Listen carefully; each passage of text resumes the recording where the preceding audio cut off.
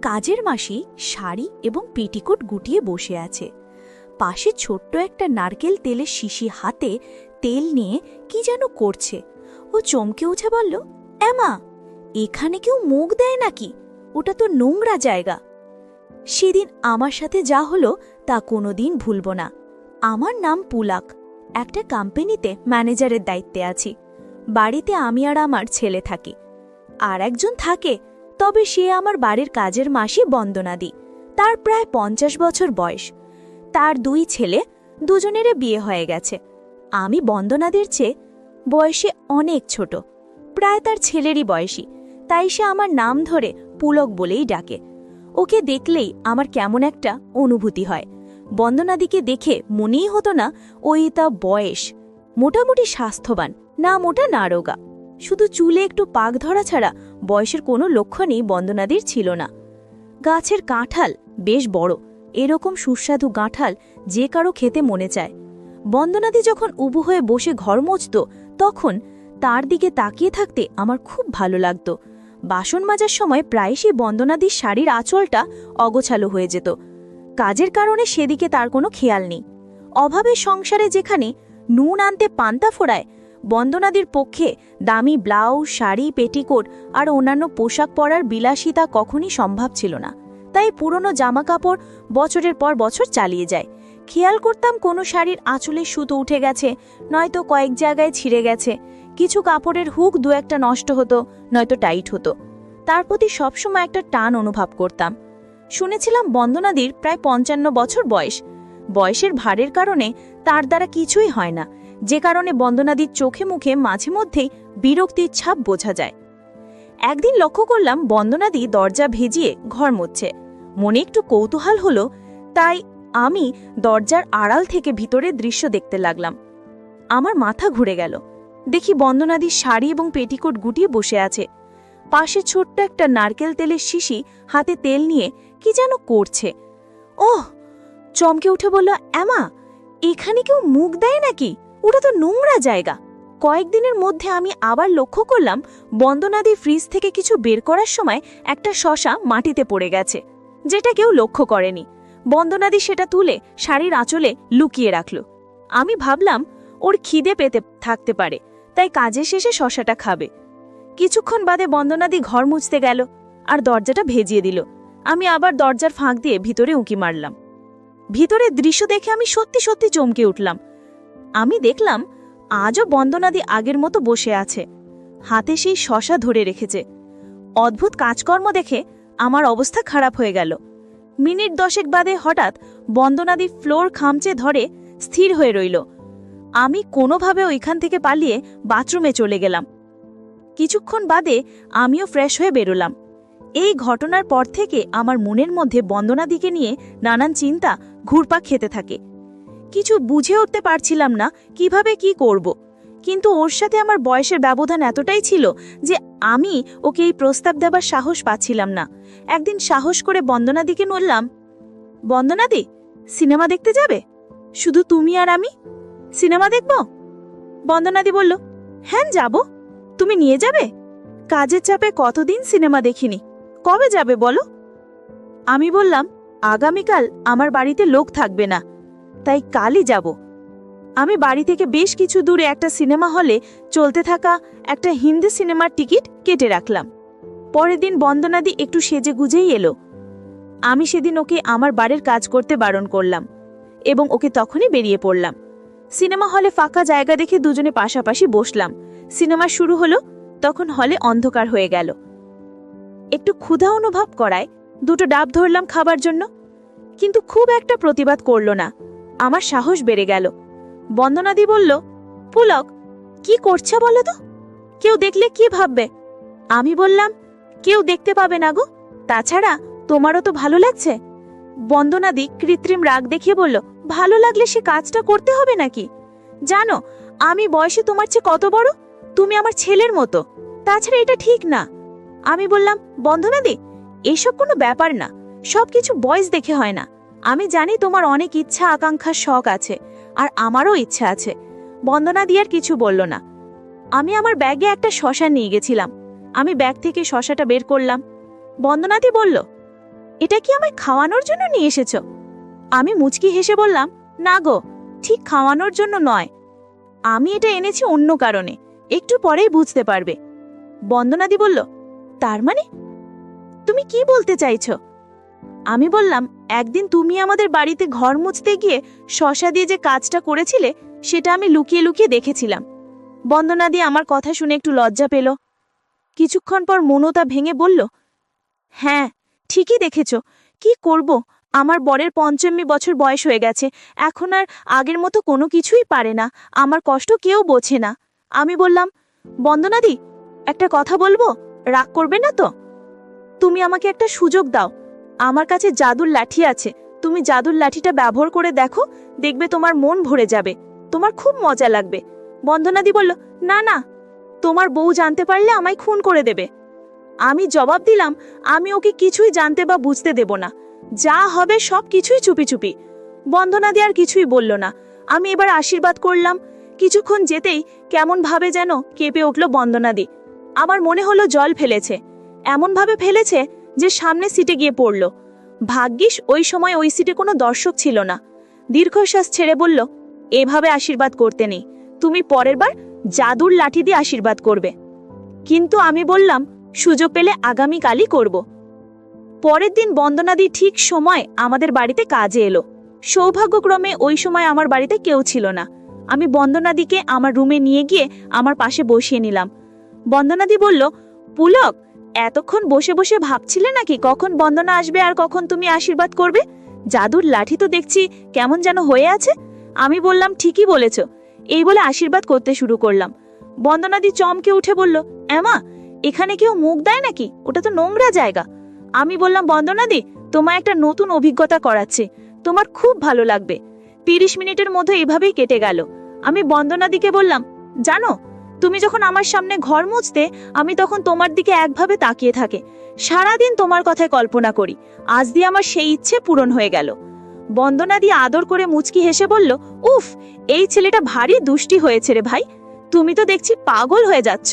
আমি বারণ করলে তুমি আমার কথা শুনবে না, আমি জানি। নাও, যা ইচ্ছে তাই করো। এভাবে আরো ঘন্টাখানেক পর বন্দনাদি ফ্রেশ হতে গেল। কিছুক্ষণ পরে সে আমাকে দেখে বলল, কি গো, তুমি ফ্রেশ হবে না? যাও, ফ্রেশ হয়ে এসো, আমি বিছানার চাদরটা পাল্টে দিচ্ছি, নাও উঠে পড়ো। এরপর আমি উঠে বাথরুমে চলে গেলাম। ঘরে ঢুকে দেখি বন্দনাদি নতুন চাদর বিছিয়ে দিয়ে পেটিকোট পরিয়ে আমার ঘরের কাজকর্ম করছে। আজকের পর থেকে তাকে আর কোনোদিন ফ্রিজ থেকে শসা বা বেগুন নিতে দেখিনি। তার যখন দরকার হতো আমাকে সবকিছু জানাতো। একদিন বন্দনাদির ভাই হঠাৎ খুব অসুস্থ হয়ে পড়ল। যেহেতু তাকে দেখাশোনা করার কেউ নেই, তাই সে বন্দনাদিকে তার বাড়িতে থাকার জন্য অনুরোধ করল। বন্দনাদি ভাইকে খুবই ভালোবাসত, তাই বাধ্য হয়ে 1 মাসের জন্য তার বাড়ি গিয়ে থাকতে রাজি হলো। এই খবর বন্দনাদি যখন আমায় জানালো, আমি তখনই বললাম, বন্দনাদি, তাহলে আমার বাড়ির কাজের কি হবে গো? তাছাড়া এতদিন ধরে আমার একা থাকা সম্ভব না, তোমাকে ছাড়া আমি এক মুহূর্ত ভালো থাকতে পারি না। বন্দনাদি হেসে বলল, তোমার বাড়ির কাজের জন্য আমি আমার স্বামীকে ভেবে ঠেকে রেখেছি, চিন্তা করো না। জন্য চিন্তা করতে হবে না, আমার বড় ছেলের বউ সুজাতা আমার পরিবর্তে তোমাদের বাড়ির কাজ করে দেবে। সুজাতা খুবই ছেলে মানুষ, তার মাত্র 26 বছর বয়স এবং সে খুবই সরল আর লাজুক প্রকৃতির। সুজাতা সত্যি খুব লাজুক, আমার দিকে না তাকিয়ে নিচের দিকে একভাবে তাকিয়ে আছে। বন্দনা দিয়ে আমার সাথে আলাপ করিয়ে দেওয়ার জন্য বলল, সুজাতা, এই হলো পুলকদা, বয়সে তোমার চেয়ে সামান্য বড়, প্রায় তোমার বরেরই মতো, সেই জন্য আমি ওকে পুলক বলেই ডাকি। পুলক খুব ভালো লোক, আমায় খুবই ভালোবাসে এবং আমার কোনো প্রয়োজনে সাহায্য করার আপ্রাণ চেষ্টা করে। তুমি এখানে মন দিয়ে কাজ করো, পুলক তোমায় সব রকম সাহায্য করবে। বন্দনাদির কথায় আমার মনে হলো সে যেন অপ্রত্যাশিতভাবে সুজাতাকে আমার কাছে আসার জন্য ইশারা করল। জানি না কিভাবে এই যুবতী বউটাকে রাজি করাবো। বন্দনাদি সুজাতাকে বাড়ির সব কাজ বুঝিয়ে দিতে লাগল। সুজাতা ঝাড়ু নিয়ে ঘরের সামনের দিকে হয়ে পরিষ্কার করতে আরম্ভ করল। আমি ওর পাছা করা দেখছি। বন্দনাদি পিছন থেকে আমায় ইশারায় জিজ্ঞাসা করল, সুজাতাকে আমার কেমন লাগছে। আমিও ইশারায় বললাম, খুবই সুন্দর, এবং সুজাতাকে রাজি করার জন্য আমি সব রকম চেষ্টাই করব। পরের দিন বন্দনাদি বাড়ি চলে গেল এবং সুজাতা একলাই কাজ করতে এলো। সেদিন যেন সুজাতাকে আমার একটু কম লাজুক মনে হলো। আগের দিনের মতো সুজাতা শাড়ির আঁচল নিয়ে চেয়ারের উপর বসে বিষণ্ণ মনে বসেছিল। সুজাতাকে আমি জিজ্ঞেস করলাম, কি গো, বন্দনাদি আসবে না? সুজাতা জবাব দিল, হ্যাঁ আসবে না, তিনি 1 মাস পরে আসবেন। আমি জিজ্ঞেস করলাম, সেই জন্য কি তুমি অসুখী আর দুঃখী হয়ে আছো? সুজাতা জবাব দিল, হ্যাঁ তুমি ঠিকই বলেছ, আমার শ্বশুর আর শাশুড়ি মা খুব ভালো, আমি তাদেরকে খুব মনে করি। সুজাতার উত্তরে আমি নিশ্চিন্ত হয়ে গেলাম এবং সুজাতাতে ভালোবাসা দেওয়ার জোরদার চেষ্টা করলাম। গুছিয়ে রাখেনি, কেমন যেন একটা অগোছালো ভাব আছে, যার ফলে কাজ করতে করতে শাড়ির আঁচল অনেকবার পড়ে যাচ্ছিল। বিষয়টা দেখে অস্বস্তিতে পড়ে গেলাম। ঘরের কাজ করার মাঝে সুজাতার সাথে বেশ কয়েকবার আমার চোখাচোখি হলো, কিন্তু সুজাতা কোনোবারই আমার দিক থেকে চোখ সরিয়ে নিল না। আমি গাছের জাম্বুরার দিকে তাকাচ্ছি বুঝতে পেরেও সুজাতা কিছু মনে করল না। মনে মনে ভাবলাম, তাহলে কি বন্দনাদি সুজাতাকে কিছু বুঝিয়ে দিয়ে গেছে? বিষয়টা বোঝার জন্য হোঁচটকে পড়ে যাবার ভান করে গাছের জাম্বুরায় ধাক্কা দিলাম। বিষয়টা লক্ষ্য করে সুজাতা লাজুক মুখে বলল, এ কি দাদা, আপনি এই রকম কেন করছেন? আমি তো আপনার প্রায় সমবয়সী, আপনার এই রকম করায় আমি খুব লজ্জা পাচ্ছি। তাছাড়া আমার খুব ভয় করছে, আমার শাশুড়িমা জানতে পারলে আমায় মেরেই ফেলবে, প্লিজ এসব করবেন না। আমি মুচকি হেসে বললাম, সুজাতা, তুমি তো নিজেই বললে আমি তোমার সমবয়সী। ভেবে দেখো, আমি তোমার স্বামীরই বয়সী। স্বামীকে যখন লজ্জা পাও না, তখন আমাকেই বা লজ্জা পাচ্ছ কেন? তাছাড়া বন্দনাদিকে ভয় পাওয়ার তোমার কোনো কারণ নেই। আমার আর বন্দনাদির মধ্যে ভালো বন্ধুত্ব হয়েছে। সুজাতা চমকে উঠল, কি বলছেন আপনি? আপনি তো শাশুড়িমার ছেলের বয়সী, এই বয়সে শাশুড়িমা আপনার সাথে? না, এটা হতেই পারে না। আমি বললাম, সুজাতা, তুমি বিশ্বাস করো, আমি বন্দনাদের খুব কাছের একজন মানুষ, তার সাথে সিনেমা হলে গিয়েছি, অনেক আনন্দ করেছি, এমনকি তার সম্মতিতেই সবকিছু হয়েছে। সুজাতা চিচিয়ে উঠল, একদম বাজে কথা, শাশুড়িমা আপনার সাথে কখনই সম্ভব নয়।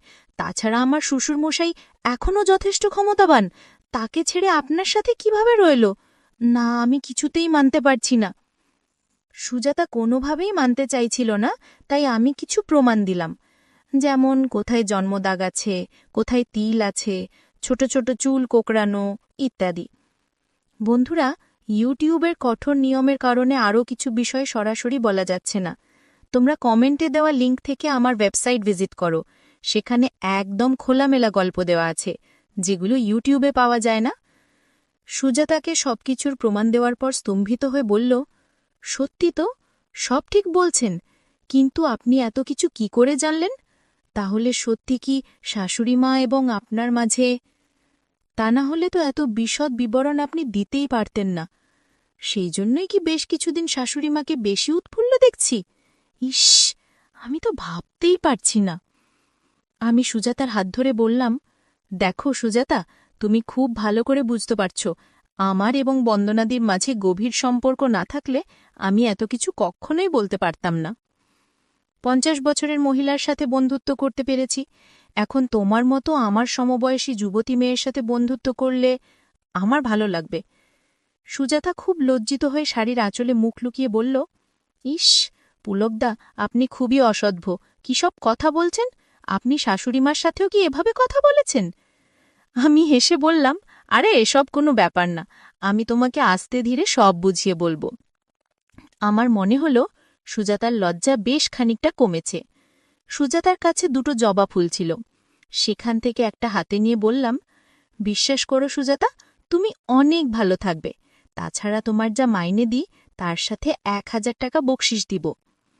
সুজাতা বলল, কিন্তু পুলকদা, আপনি আমার শাশুড়িমার সাথে যে কাজ করেছেন, তাহলে তো এক হিসাবে আপনি আমার শ্বশুর হলেন। আমি বললাম, ও, তাহলে তো আমি তোমার সমবয়সী শ্বশুর, কাজেই তোমার কোনো অসুবিধা নেই। আর হ্যাঁ, এইভাবে আমায় পুলকদা আপনি বলে ডেকো না। আমরা যখন বন্ধু, তখন আমাদের মধ্যে কেউ বড় বা কেউ ছোট নেয়, দুজনেই সমান, সেই জন্য আমি নাম ধরে তুমি করেই ডাকো। সুজাতা একটু চিন্তিতা হয়ে বলল, কিন্তু তোমার বাড়ির লোক জানতে পারলে তো ঝামেলা হয়ে যাবে গো। আমি বললাম, কোনো ঝামেলা হবে না, তুমি যখন কাজে আসছো তখন আমার বউ আমার ছেলেকে স্কুলে দিতে যায়। সেখান থেকে ফিরতে ফিরতে 1 ঘন্টার বেশি সময় লেগে যায়। তাই ওই সময়ে আমরা গেম খেললে কেউই টের পাবে না। বন্দনাদিকেও আমি এই সময় গেম খেলার জন্য ডাকতাম। আমার কথায় সুজাতা রাজি হয়ে গেল। তাছাড়া 1000 টাকা বকশিসের কথা শুনে কেউ না করতে পারবে না। আমি বললাম, আগে গাছের জাম্বুরা খেয়ে নি। লক্ষ্য করলাম ও একটু লজ্জা পাচ্ছে। কি হয়েছে জানতে চাওয়ায় সুজাতা বলল, আজ প্রথমবার কারুর সাথে বন্ধুত্ব করছি, তাই কেমন যেন লাগছে। আজ এই পর্যন্তই থাক, আগামীকাল থেকে আগানো যাবে। আমি বললাম, না বাবু, আমরা যখন এগিয়েই পড়েছি তাহলে আজ আর আগামীকালে কি তফাৎ? আমরা যত তাড়াতাড়ি গেম খেলতে পারবো ততই বেশি আনন্দ হবে। আর কথা না বাড়িয়ে আমরা গেম খেলতে শুরু করলাম। ঘরের মধ্যে ঘণ্টাব্যাপী শুধু আনন্দ হৈহুল্লোড়ের শব্দ হচ্ছিল। কিছুক্ষণ পর বললাম, এতক্ষণ গেম খেলে তোমার নিশ্চয়ই জল পিপাসা পেয়েছে। সুজাতা বলল, হ্যাঁ হ্যাঁ, দাও দাও। ওর কথা শুনে আমি 1 গ্লাস জল দিলাম। সুজাতা তৃপ্তি করে জল খেয়ে নিল। আমি বললাম, দুপুর 10টা বাজতে চলেছে, তোমার বৌদি এক্ষুনি চলে আসবে। তুমি তাড়াতাড়ি ঘর গুছিয়ে নাও, আমি ততক্ষণে ফ্রেশ হয়ে আসি। বলে বাথরুমে চলে গেলাম। এইদিকে সুজাতা তড়িঘড়ি করে সব গুছিয়ে নিল। আমি একটু পর বাথরুম থেকে বেরিয়ে এলাম। সুজাতা শাড়ি ব্লাউজ পরার পর মুচকি হেসে আমায় জিজ্ঞেস করল, পুলকদা, এবার তাহলে আমি ঘরের কাজ আরম্ভ করি? বৌদি মনে হয় এক্ষুনি চলে আসবে। ওর সামনে তো পুলকদা আপনি করেই কথা বলতে হবে, তাই অভ্যাস করছি। আর শুনুন, আগামীকাল সকালে আবার গেম খেলবেন কিন্তু, আমার খুব ভালো লাগছে। আমি বললাম, ও মা, তাই নাকি? এবার বুঝতে পারছো তো বন্দনাদি কেন আমার সাথে বন্ধুত্ব করেছে? শাশুড়ি ও বৌমার একরকম পছন্দ। পরের দিনও আমি আর সুজাতা অনেক আনন্দ করেছি। প্রায় 1.5 মাস বাদে বন্দনাদি আমাদের বাড়ির কাজে যোগ দিয়েছিল। এই 1.5 মাসে কত কি হয়েছে তা বলে বোঝানো যাবে না। এখন যেহেতু বন্দনাদি চলে এসেছে, তাই সুজাতাকে বিদায় দিতে হলো। তবে মাঝে মাঝে যখন আমার বউ বাড়ির পাড়ে যায়, সেদিন বন্দনাদি আর সুজাতা দুজনকেই আমার বাড়িতে আসতে বলি। বেশ ভালোই দিন কাটতে লাগলো।